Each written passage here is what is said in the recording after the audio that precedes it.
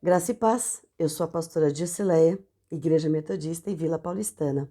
E mais uma vez, neste estudo bíblico, nesse pequeno discipulado, vamos falar sobre a novela Gênesis que temos acompanhado. Interessante a gente perceber que a semana passada houve uma batalha. Houve uma batalha no Vale do Sidim. Ló, sobrinho de Abrão, estava com a sua família neste lugar. Portanto, ele foi pego como escravo, foi tomado como escravo ele, sua família e todos que estavam com ele. Abrão, quando soube, foi correndo a salvar o seu sobrinho. Chamou os homens que estavam com ele na caravana para que se prontificassem a ajudá-lo a buscar e resgatar Ló. E nessa hora, então, ele, Abrão, ora a Deus, pede para que Deus vá com ele, que Deus o ajude a buscar Ló. E por incrível que pareça, e lindamente a gente lembra, né, assistindo o texto de Efésios capítulo 6, que nos fala que a nossa luta não é contra o sangue e contra a carne, sim contra os principados deste mundo tenebroso. E aí a gente vê os anjos vindo lutar junto com Abrão e com a sua equipe, né, os seus homens aí, o seu exército, vamos dizer assim. E bravamente eles lutam, os anjos lutam junto com ele e o Senhor dá a vitória a Abrão. E aí Abrão consegue entender e perceber, e todos que estão com Abrão conseguem também entender que o Deus de Abrão é um Deus fiel. Se ele prometeu, ele cumpre. Se ele falou que ele estaria junto, ele está junto. Se ele falou que ia dar vitória, ele ia dar vitória. E aí todos então têm no Deus de Abrão mais um motivo para acreditar, para confiar e para não duvidar que Abrão realmente ele pertence a um Deus especial, único e Senhor de todas as coisas. Neste momento também, quando Abrão consegue derrotar peraí, é que eu vou lembrar o nome dele. Meladoquer, esqueci o nome, difícil de falar. E aí quando ele consegue derrotar este rei que é malvado, que destrói, que toma como escravos e as pessoas, eles conseguem matar e derrotar este rei. Ao mesmo tempo, ele liberta todos e o rei de Salém, Melquisedeque, é mais fácil de falar, né? Melquisedeque, ele vem ao encontro de Abrão como se estivesse saudando Abrão. E ele, rei de Salém, também é um sacerdote.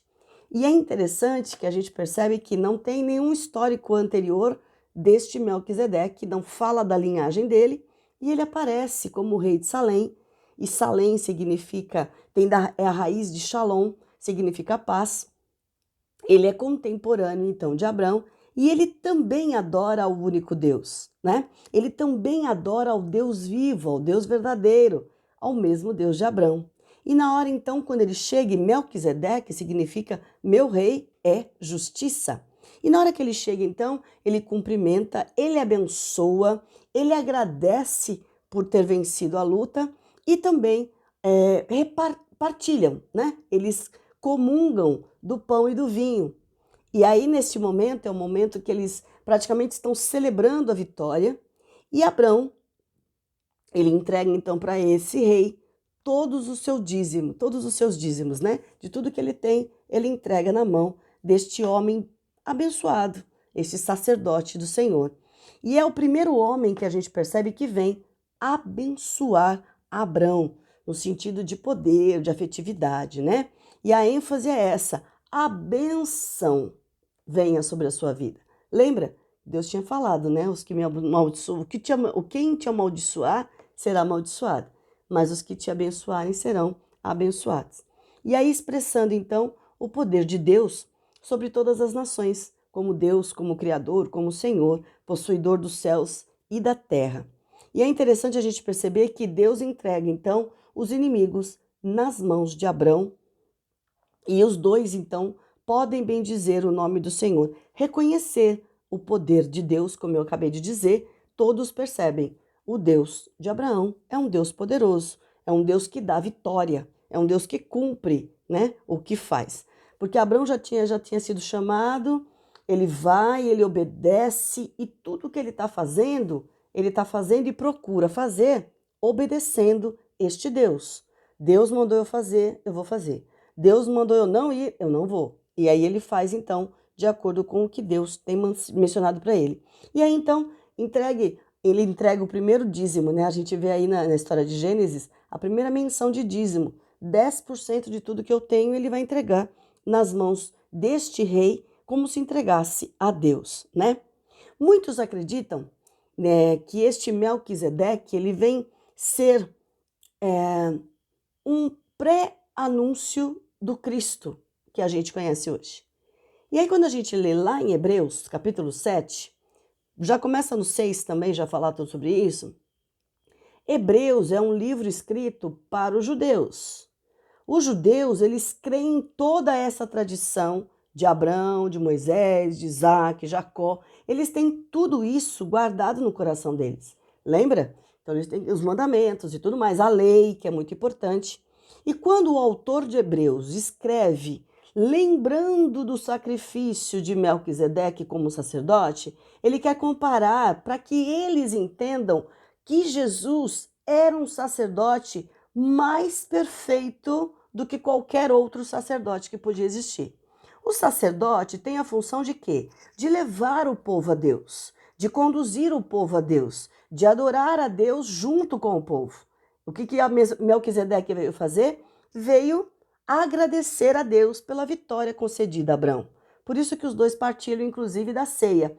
Olha que interessante, o pão e vinho usado pela primeira vez, né? Um com o outro comendo, se alimentando, o pão e o vinho.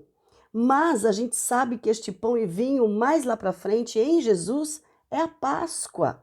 Então tem toda uma ligação e o escritor de Hebreus, o autor do livro de Hebreus, ele traz isso à tona para justamente chamar a atenção dos hebreus para que eles acreditem em Jesus Cristo.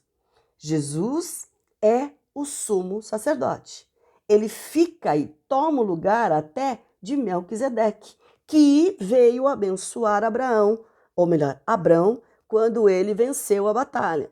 E vem nos abençoar hoje, vem estar conosco hoje. Ele hoje é aquele que nos liga diretamente a Deus e nós não precisamos de mais nenhum outro sacerdote humano, porque a gente consegue, em nome de Jesus, orar a Deus, pedir ao Senhor que nos abençoe, nos dê vitória e a gente seja mais do que vencedor, como diz a palavra, né? Então Jesus é o rei ideal, o verdadeiro sacerdote, o legítimo sacerdote, aquele que é santo, aquele que é fiel, aquele que é perfeito, que substitui a lei pela graça, aquele que tem uma virtude incorruptível, aquele que é Senhor sobre todas as coisas. Por isso, Melquisedeque, quando a gente vê na novela, ele é este que vem ajudar Abrão a louvar ao Senhor, a adorar ao Senhor e mostrar para todos que o Deus de Abrão era Deus.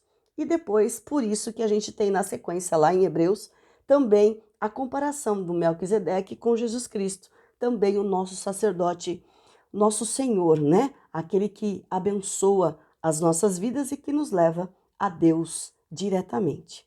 Continuando a história, a gente vai perceber que Massá era um dos assassinos lá, um grande assassino. Ele está sendo transformado pelo amor e por amor. Quando o diabo faz um diálogo com ele, fala assim: eu não estou com raiva de você, porque eu já sei quem você é. Você é um assassino.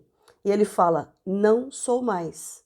Por quê? O amor que ele tem pela Dália, pela mulher, né, que está lá, que inclusive é cunhada de Abrão, o amor que ele tem por ela transformou a vida dele. Ele não matou o marido, ele ajudou o marido. E ele sente muito pelo marido não ter voltado. Então, inclusive, ele fala: podia ter sido eu morrer, e não ele, porque a Dália vai precisar dele. E é interessante a gente perceber que ninguém confia nele, ninguém acredita no que ele fala, mas Abrão o perdoou. Para ele isso é o mais importante. Ele consegue entender amor e ele consegue entender perdão. ele está no lugar não muito querido, não muito amado, mas ele está ali porque ele sabe que ele já foi perdoado pela pessoa mais importante na vida dele, vamos dizer assim, que é Abraão. Que, inclusive, quando ele fala que ele ajudou a matar a mãe dele, que foi ele um dos responsáveis por matar a mãe dele, Abraão fala o quê? Eu te perdoo. Que lindo isso! E aí a gente confirma tudo que a gente tem falado de domingo, de segunda, de terça. O amor é o único poder de Deus que pode transformar, mas tem que ser de Deus. E Abraão era um homem de Deus. E este moço, então, ele está sendo transformado. E aí a gente vê que no meio desse caminho também tem a Dália, né? Que também sofreu muito, foi enganada, tinha uma má fama, né? De uma mulher que não era muito benquista. E de repente ela também sente apego a este homem. Ela está confusa, né? Mas aí a gente vai perceber que, de certa forma, agora ela vai se apegar ao filho. O amor que ela tem é para o filho e o filho para ela. A gente não sabe o que vai acontecer se ela vai de verdade revelar este amor a Massá e se ela vai deixar este amor transformar os dois, né? De verdade, porque o amor é o único que pode transformar, salvar e mudar a vida das pessoas. E aí a gente tem uma dúvida, né? No meio do caminho.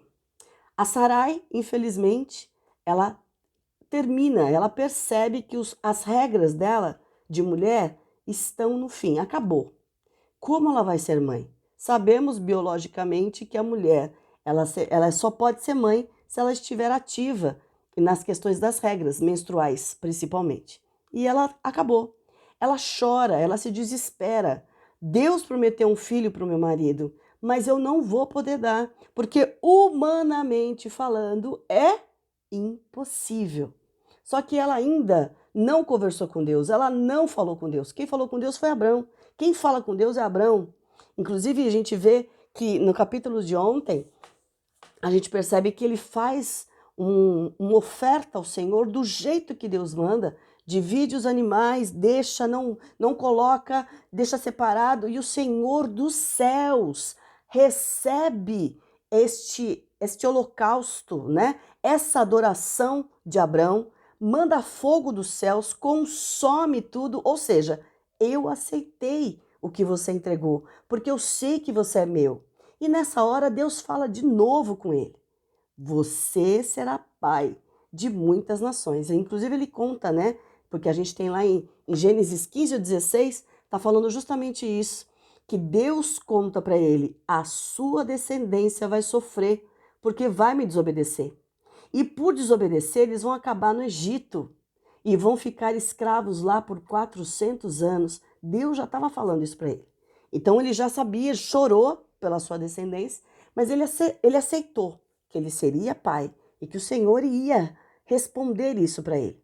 Quando ele volta, inclusive Deus fala, olha para o céu, olha as estrelas do céu, dá para você contar? Assim será a sua descendência. Mais uma vez confirmando. E quando ele volta, Sarai fala com ele e chora. Eu não vou poder mais ser mãe, porque humanamente é impossível. Biologicamente é impossível. Se eu tinha algum problema e Deus ia me dar a oportunidade, eu perdi essa oportunidade, porque eu não tenho mais as regras menstruais. E aí ela chora, se desespera, e aí vem a possível, vamos dizer assim, solução dada pelo ser humano. Olha, vamos entender nisso daí. Vamos, Agar, você pode então ter um filho para mim? Humanos fazendo coisas que era de Deus. Deus falou, Deus vai fazer. É um recado para mim e para você. A gente tem que confiar na promessa e esperar o Senhor fazer. Obedecer.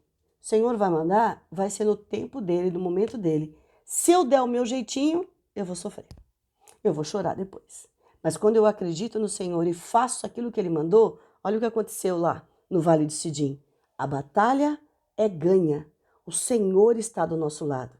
O Senhor nos chamou. O Senhor nos capacita para vencer qualquer dificuldade, qualquer batalha. E não pode esquecer, o Senhor prometeu. E aí, quando ele manda o fogo do céu, ele renova a aliança que ele tem com Abraão. Tem aliança aí, tem vitória aí, tem bênção do Senhor aí, e que eles ainda não estão conseguindo ver, porque é só Abraão que consegue falar com Deus neste momento da novela. E aí, infelizmente, como é que termina a história? Ló, com toda a ganância ainda, com toda a prepotência ainda de querer ser alguém, ele deixa de novo o tio e ele vai de vez para Sodoma. Pega a sua esposa, suas filhas e vai para Sodoma, porque lá ele tem a promessa de ter uma casa, de ter um comércio, de fazer a sua vida e de ser uma pessoa por si. Ele não quer viver à sombra do tio Abrão, ele quer ser o próprio Ló. Mas ele escolhe algo que não é muito bom, não é muito agradável. E a gente sabe mais ou menos o que vai acontecer ainda pela frente, se a gente já conhecer a Bíblia, né? E a gente vai ver todas essas questões aí sendo resolvidas. De novo, Ló fez uma escolha errada. Olha o que eu estou falando de Deus. Ló sabia quem era o Deus do tio Abrão. Ele não para e volta para o tio Abrão e volta para esse Deus. Ele vai fazer a vontade dele. Sarai também não ouve e não conversa com o Deus. Ela sabe que tem uma promessa e ela quer dar o jeito dela na promessa. E aí o Senhor vai falar e o Senhor vai responder. Porque a gente não pode esquecer, mais uma vez, eu tô que nem mãe, né? Falando para filho, toda ação tem uma consequência. Tudo que eu faço, eu tenho que ser responsável para arcar com as minhas consequências. Tudo na vida. Eu e você. Que o Senhor nos abençoe, que o Senhor nos ensine, que o Senhor nos mostre e continue mostrando que Ele está do nosso lado. Os anjos estão para ouvir Deus, obedecer a Deus e nos ajudar. Tudo de acordo com a vontade do Senhor, que é boa, perfeita e agradável.